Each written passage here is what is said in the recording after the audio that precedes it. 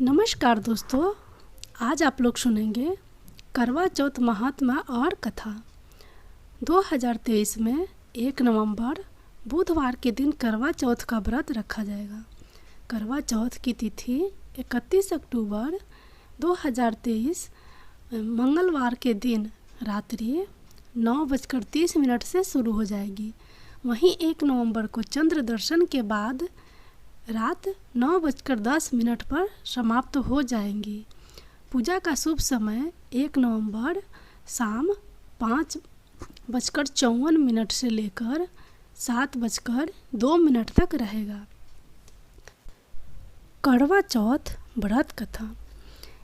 एक साहूकार के 7 बेटे और उनकी एक बहन करवा थी।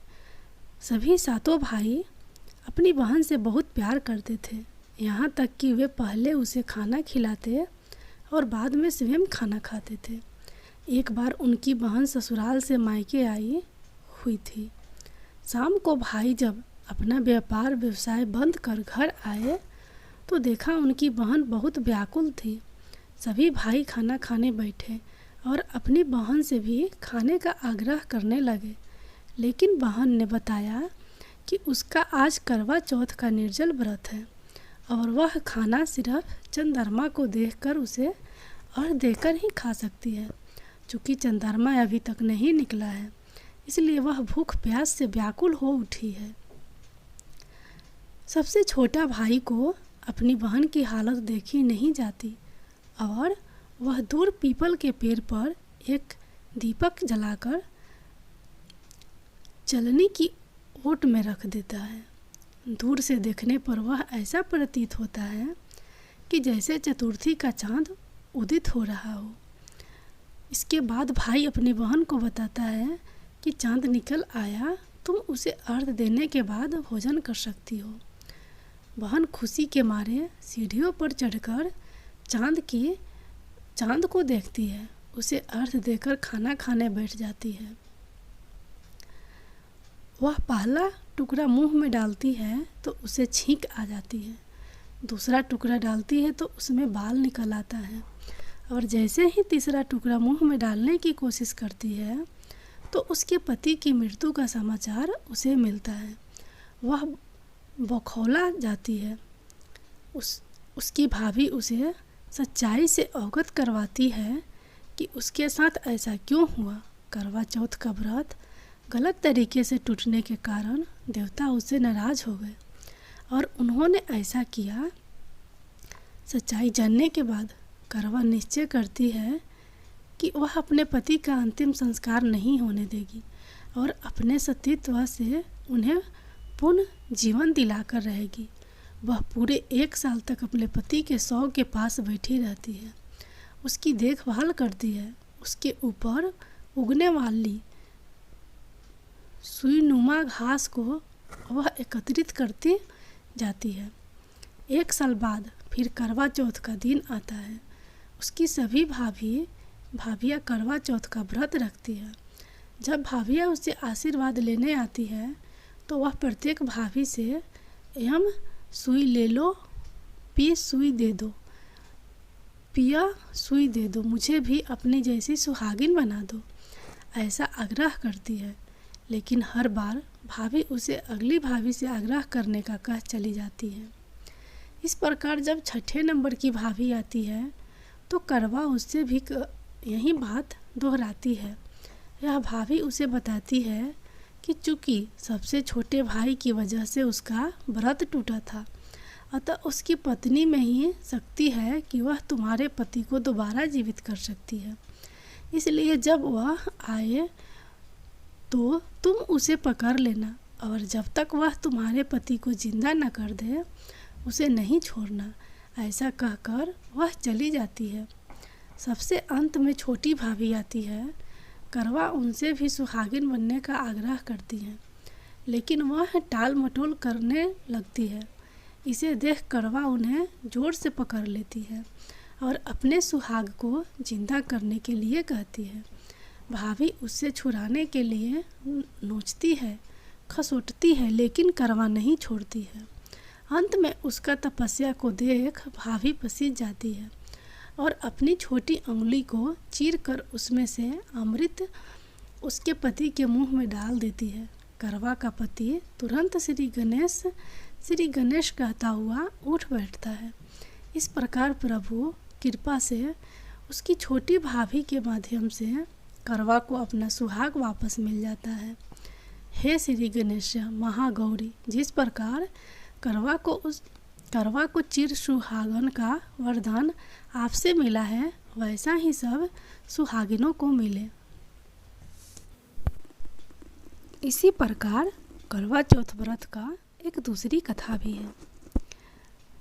एक राजा था जिसके 7 बेटे और 1 बेटी थी। सातों भाई व बहन एक साथ बैठकर भोजन करते थे। एक दिन कार्तिक की चौथ का व्रत आया तो भाई बोला कि बहन आओ भोजन करें।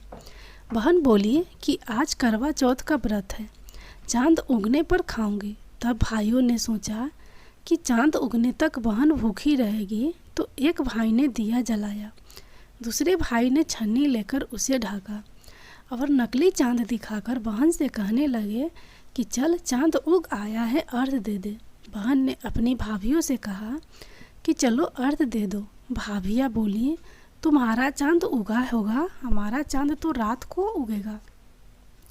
बहन ने अकेले ही अर्घ दे दिया और जब खाने लगी तो पहले ही कौर में बाल आ गया, दूसरे कौर में कंकर आया और जब तीसरा कौर मुंह की ओर किया तो ससुराल से संदेश आ गया कि उसका पति बहुत बीमार है, जल्दी भेजो। माँ ने लड़की को विदा करते समय कहा कि रास्ते में जो भी मिले उसके पाँव छूना और जो कोई सुहागन का आशीष दे तो पल्ले में गांठ लाकर उसे कुछ रुपए देना। बहन जब भाइयों से विदा हुई तो रास्ते में जो भी मिला उसने यही आशीष दिया कि तुम 7 भाइयों की बहन हो, तुम्हारे भाई सुखी रहे और तुम उनका सुख देखो। सुहागन का आशीष किसी ने भी नहीं दिया। जब वह ससुराल पहुंची तो दरवाजे पर उसकी छोटी ननद खड़ी थी। वह उसके भी पाँव लगी तो उसने कहा कि सुहागन रहो, सपूती हो। उसने यह सुनकर पल्ले में गांठ बांधी और ननद की सोने का सिक्का दिया। जब भीतर गई तो सास ने बताया कि उसका पति धरती पर पड़ा है, तो वह उसके पास जाकर उसकी सेवा करने के लिए बैठ गई। बाद में सास ने दासी के हाथ बची खुची रोटी भेज दी। इस प्रकार समय बीतते बीतते मार्गशीर्ष की चौथ आई तो चौथ माता बोली करवा ले भाइयों की प्यारी करवा ले। लेकिन जब उसे चौथ माता नहीं दिखी तो वह बोली हे माता, आपने मुझे उजारा तो आप ही मेरा उद्धार करोगी, आपको मेरा सुहाग देना पड़ेगा। तब उसे चौथ माता ने बताया कि पौष की चौथ आएगी, वह मेरे से बड़ी है, उसे ही सब कहना, वही तुम्हारा सुहाग देगी। पौष की चौथ आकर चली गई, माघ की फागुन की चौथ आकर चली गई, चैत बैसाख जेठ आषाढ़ और सावन भादों की सभी चौथ आई और यह कहकर चली गई कि आगे वाली को कहना। आसीवन की चौथ आई तो उसने बताया कि तुम पर कार्तिक की चौथ नाराज है, उसी से तुम्हारा सुहाग लिया है, उसी ने तुम्हारा सुहाग लिया है, वहीं वापस कर सकती हैं। वह आएगी तो उसके पांव पकड़कर विनती करना। यह बतलाकर वह भी चली गई।